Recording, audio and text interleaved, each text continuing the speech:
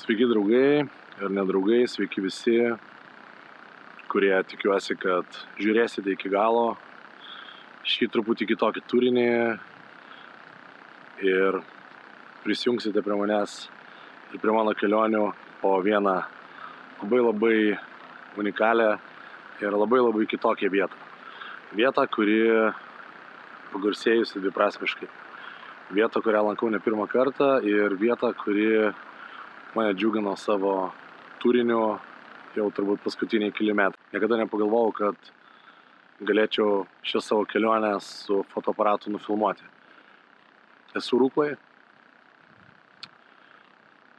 Turbūt vienintelėme belikusiame aktyviame karinėme miestelėje, tiksliau ši etiketė jam buvo užklijuota tarybiniais laikais, dabar jis taip pat karinės, bet čia nebėra tarybinės kariuomenės, jį išsikraustė ir nepriklausomybės metais paliko Ruklą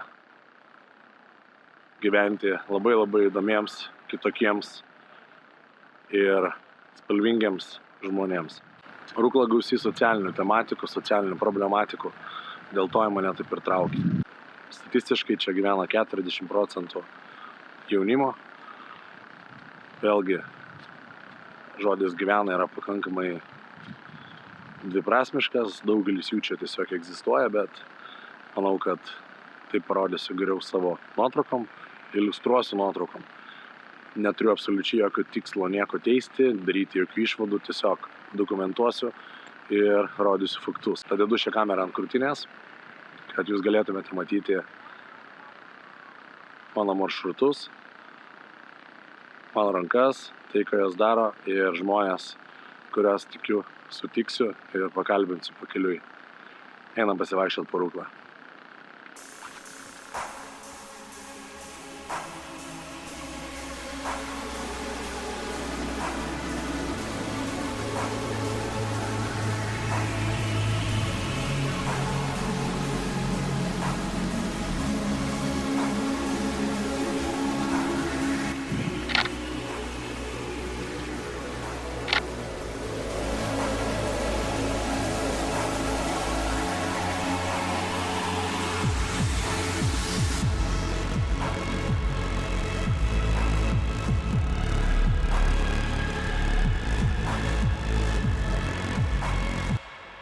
Štai prieš akis matom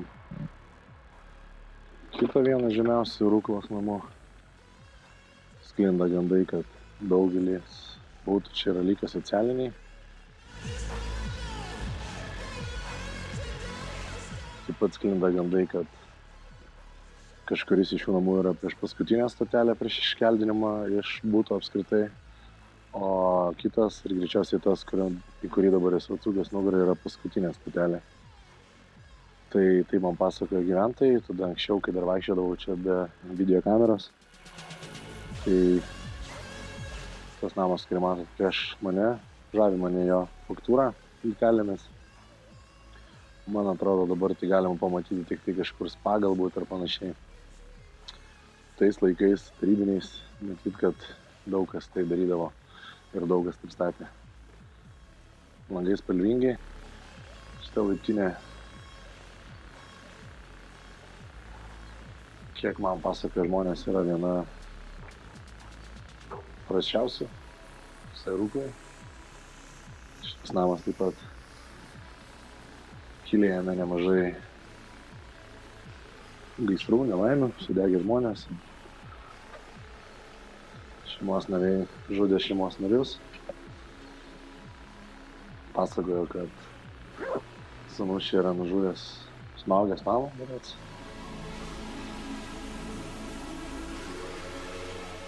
Šitą laiptinę prisimenu iš mūsų sesijos,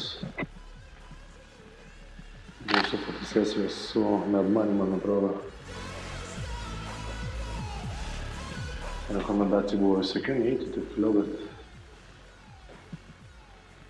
man atrodo, nuo to tik dar prasmingiau ir įdomiau, ne? Tai žinau, kad lipom iki pat 5 aukšto. Dabar aišku, čia viskas labai tvarkyta ir ten Fotografavom jį visi prie grotų. Prie šventų paveikslėlių, prie grotų, žodžiu, visur fotografavom ir mane. Tas nuotraukas įdėsim ant ekrano, dabar nežinau.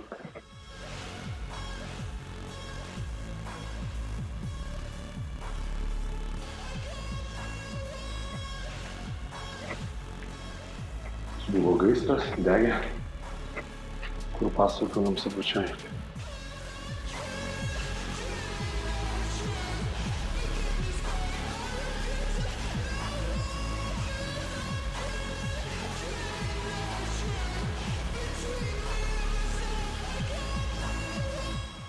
Štai vaizdas pro langą.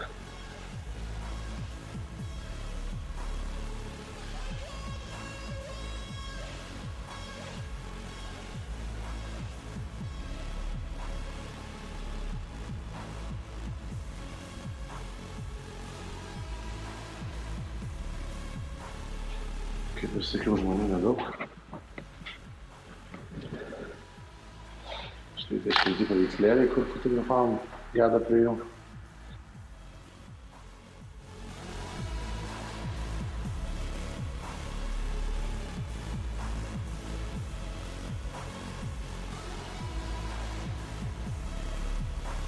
Šiandieną čia viskas gražu, švaru, tvarkyta. Bet apie įvykius 5-4 aukšte vis dar išduoda apdegusios sienos.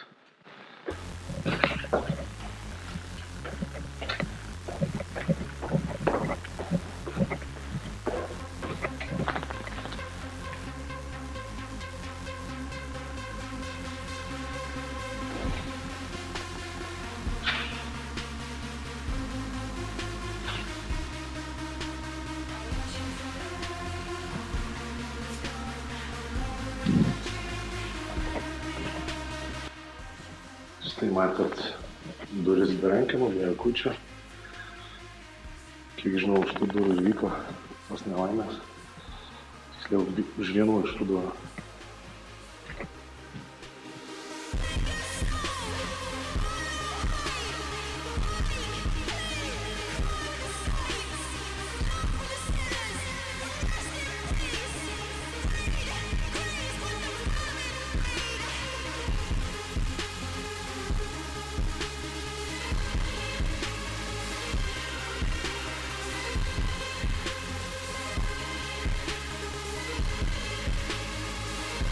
Sienos pasakoja dalykus, daug dalykų.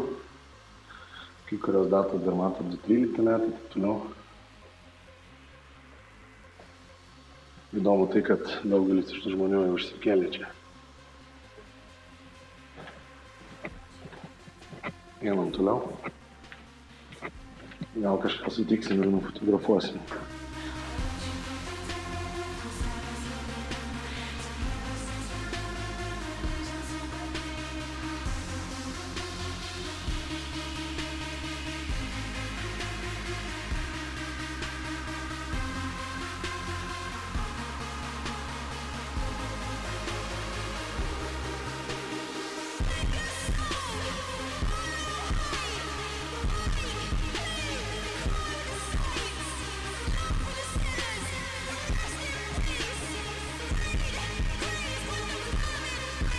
Štai laiptinėj buvo toksai fotelis, kur net mane pasidarė tokį, sakyčiau, wild shootą.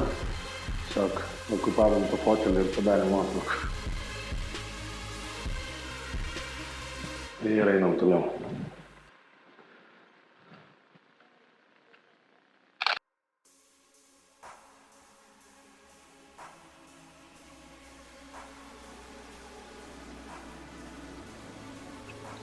Vienas iš daugelio namų vaiduoklių.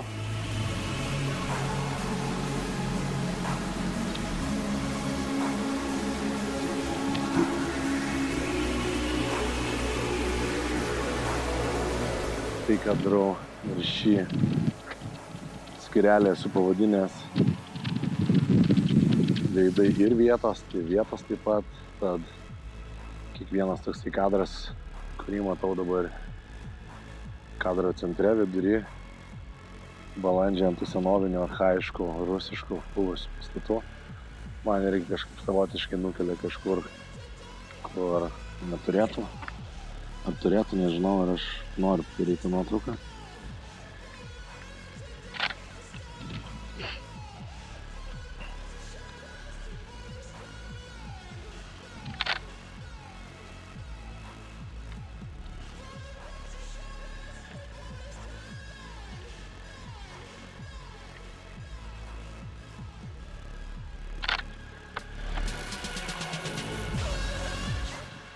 Ir bevaikštant čia, man atrodo, kad esam lyg ir užstrigę laikę ir tiesiog laikas čia realiai yra sustojęs.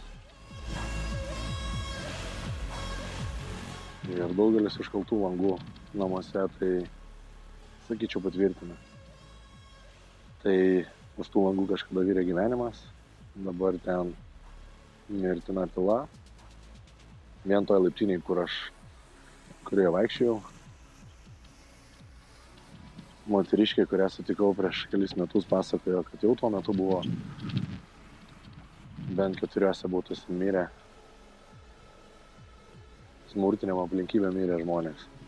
Smurtiniam, žiauriom, makabriškom aplinkybėm mirė žmonės.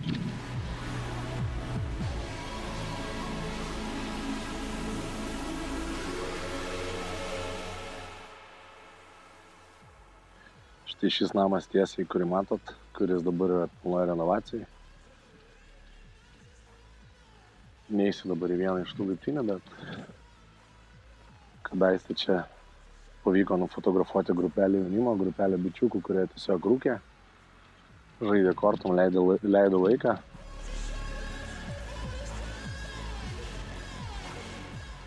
Taip pat laiptinė, kuri man visam įsimins, nes dar viena iš tų makabriškų istorijų, kuomet tarp 4 ir 5 aukšto stovėjom, fotografavom, juokavom.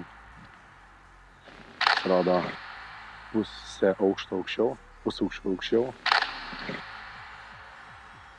Kokį mėnesį ar net ilgiau buvo pamirštas ir apleistas, niekieno neieškomas, mirė žmogus.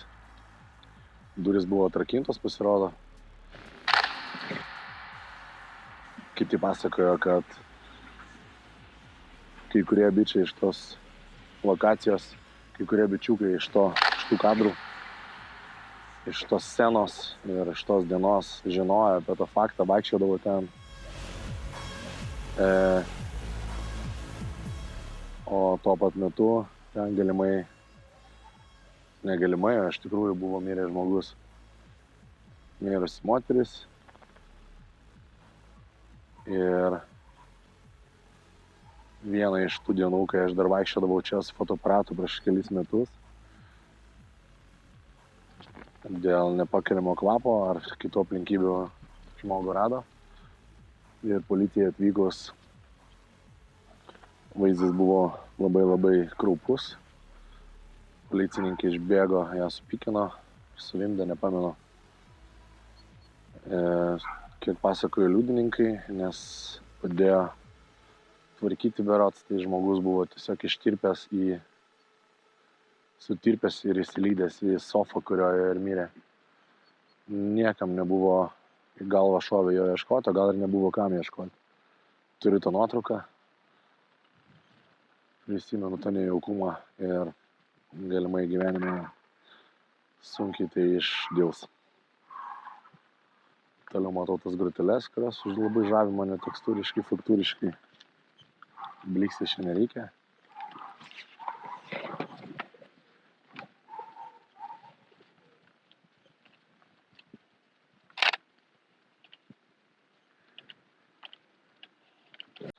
Patiko ta faktūra, patiko tos senovinės formos, grinai garantuotai 30, jeigu nedaugiau metų čia įrengtos grotelės, nežinau kam, greičiausiai skalbiniam, bet dabar jas okupavę balandžiai.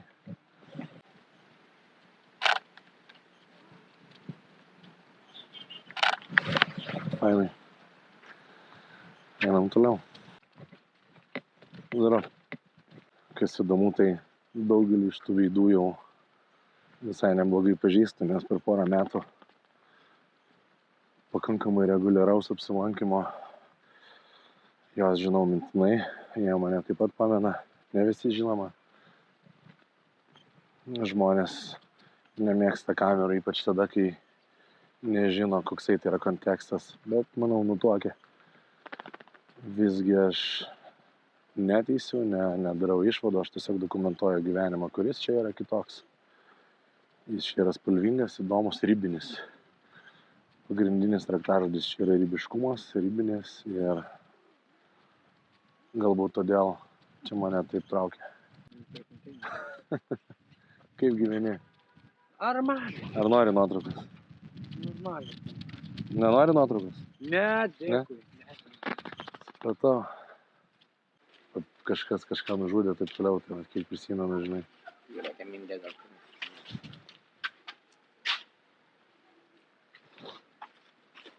Tai čia praeitą savaitę, kur tą mašiną bobą gaivino vieną irgi.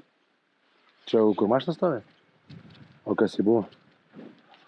Ar infarktas? Ai, tu prasme, ne mašina kažkas, bet... Senų, tai jau vedėm su kaimynu padėti mašiną, ruošiasi važiuoti ir suklupo į pizdėt. Žmonės krenta, ne? Krenta. Gaila. Dar viena man dienų laukia. Kodėl? 4. stadija. Jaunas žmogus? Senas jau.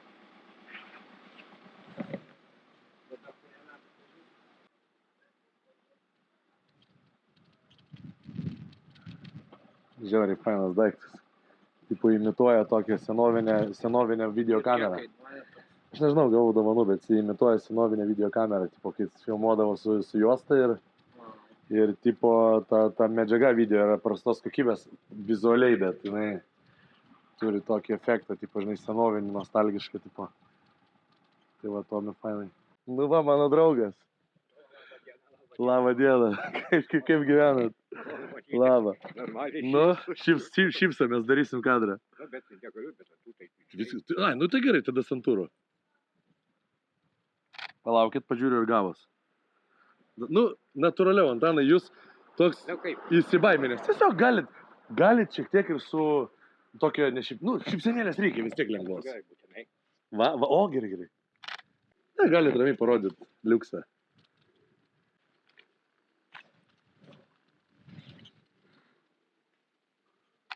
Ir vieną tokį platesnį.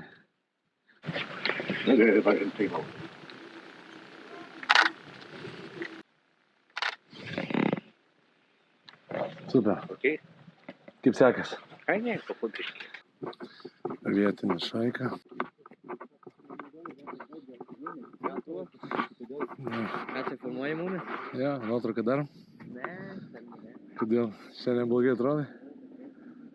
Ką jūs? Ai, va, čia jūsgi stovit. Liulet, kodėl čia nieks, ko čia nieks nesisveikina, žiūri.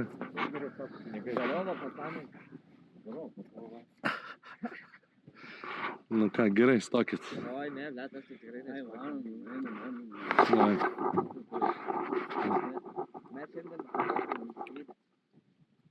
Palauk.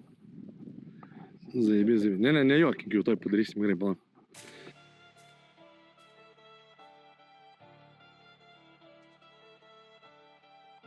Blet, seniai, palauk, tu to sugadinsi žiauriai gerą kadrą.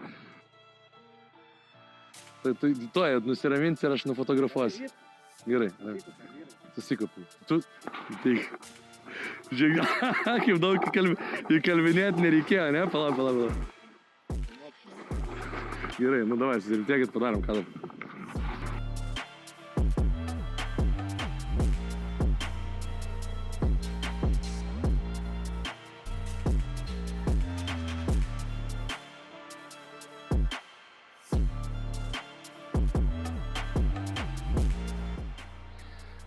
O ką, Rūkla gerai, nu tai ką tik, tai kad mažai žmonių, aš vakar išėjau pasifotografuoti biškutį.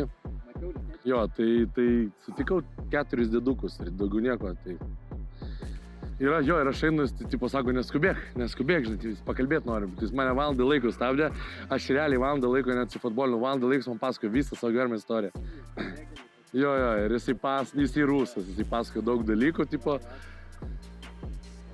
Jo, tai jisai ten sako, neskubėk, ir jis sako, žiūri laikrodį, man viskas išsikrovęs, man paska. Sakau, tai 5 žmonės sutikau bendroji sumoje, va dabar jūs ir viskas, rūkla. Tiesiog taip.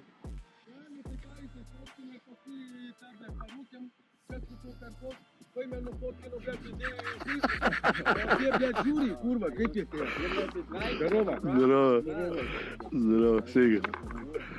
Tai būtų nepasielgęs, tai kokiu dar pasifotkinčiau. Aš jam dar skolingas nuotraukas šeimos, jis nepamiršo dar. Kas čia buvo? Čia muštinės bus?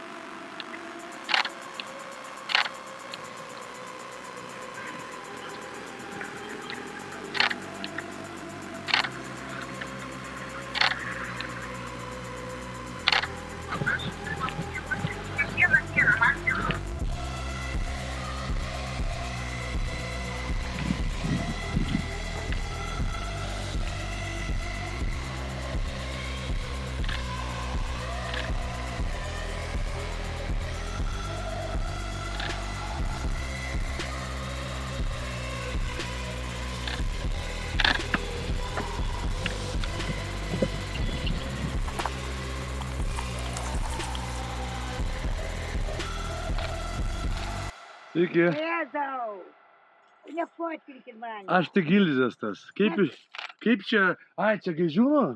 Šitam poligone tiek? Juodąją mums duoda. A, Jo, čia tušti visi, galit nefotkinti. ai, jos po to galima priduoti, ne? Jo. Ai, tai čia, bet tai čia yra ką veikti, tiek pririnkti. Taip, tai ką, pašaudė lietuviai duoda. Pakviečiau, sako, rinkite, ką. Nu jo, ir jiem nereikia nieko po to daryti. Nieko nesikrai. Na, tai miškuose gali vaikščioti, kiek nori. Jo, tai miškuose rasdavo, sakė. Sveiki. Jo, tai nesrankom. Nu, čia geras pas jūs, sakyčiau, navaras. Daug reikia pririnkti. 3 eurai kilogramas. 3 eurai kilogramas? Jo, Nu, čia tiek bus kilogramas, čia jaučiu. Daugiau. Čia daugiau bus? 3. Auksinės, kaip jos gražiai atrodo. Noriu aš paimti. Šakės, čia kaip auksas atrodo. Geras. Jo, tai jis Niekam, baikit, kam aš galiu rodyti. Ką žinau, jeigu jūs fotkina. Taigi fotkinu menam, taigi juostą po to išryškini ir viskas. Ir turi kažką.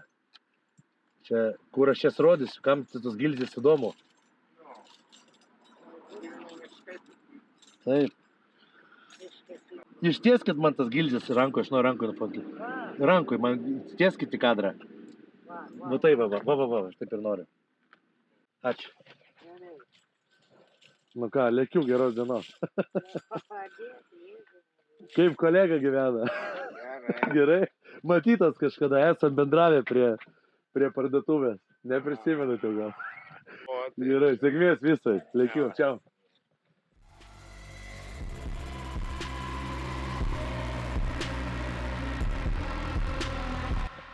Tai va, ir atrodo visiškai atsitiktinai. Tiesiog ėjau ir Rūklos nematė, kad tipinė moteriškė rinko, tiksliau jau surinkusi Gilzės, jinai jas varkė, lėrė, nežinau, ką jinai daro su jom.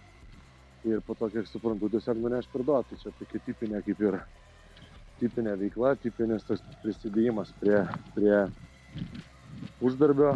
Tai jaunimas, vaikai to užsiima. Vasarom daugelis iš bachuriukų rinkdavo straigės ir jas priduodavo. Labas, Katri. Pradeda dalyti. Žmonių dar mažėja. Dabar dar užeisime vieną namą, kur irgi darėm fotosesiją. Daug žmonių tada buvo, prisimenu.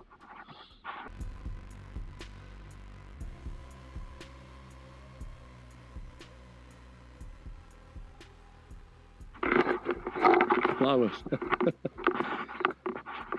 Tai va. Bet pamenu, kad šitą laiptinę ir buvo daug hebros. Ir šiek tiek pafotkinom čia. Tai va, tai čia tokia legendinė irgi laiptinė, sakyčiau.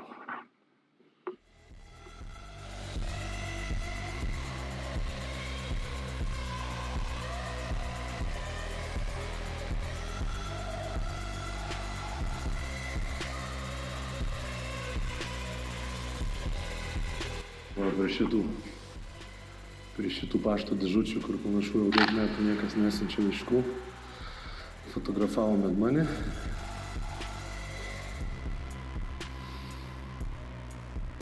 Šitą laiptinį.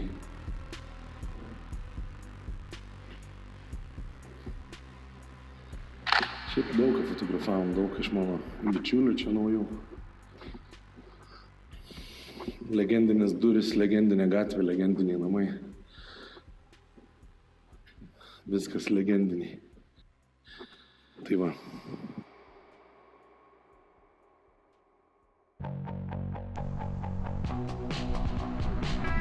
Gyventi yra labai šalta.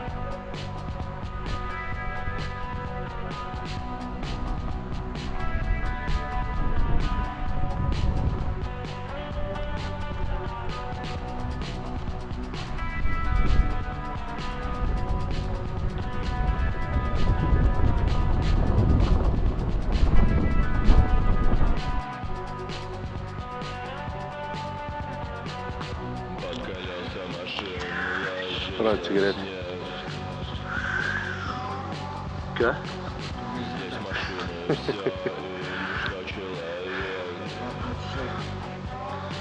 Seni, čia dažnai tuščia.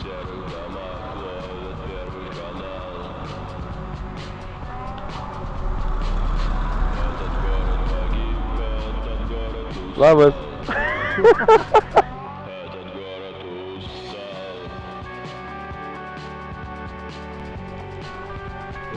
Gerai. Laukiu svečiuosi. Ciao.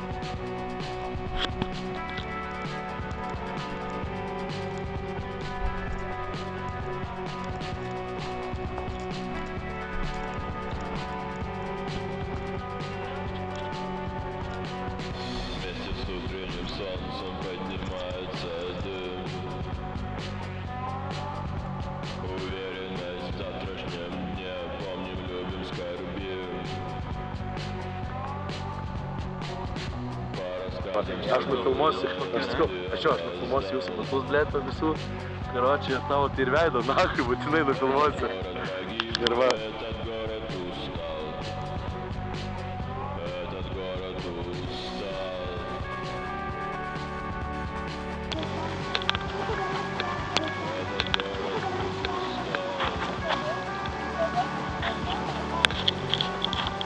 Žiūrėjau.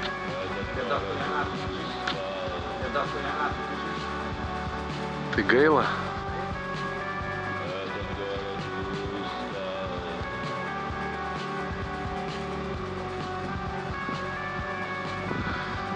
Niekada atsikalė. Niekada atsikalė. Niekada čia visi tušti.